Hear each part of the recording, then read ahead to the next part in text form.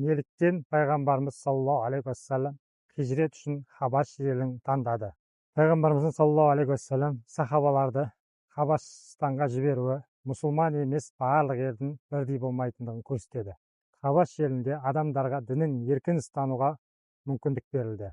Ал Меккеде мұсылмандар қудалауға ұшырады. Сондай-ақ мұсылманға қысым болған жағдайда әділ басқарушысы бар мұсылман емес елде өмір сүре алатынын көрсетеді.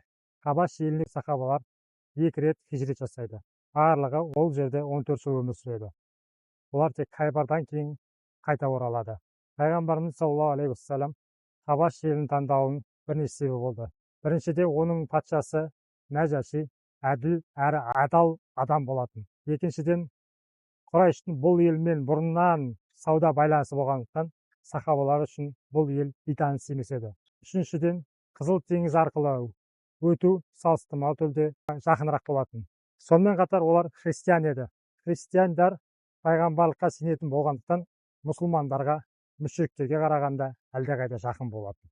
Пайғамбарымыз саллаллаху алейхи уассалам әкелген хабарды естіген Нәжаши бұл Муса пайғамбар әкелген бастау көзінен шыққан іліммен бір қайнарда келген деген.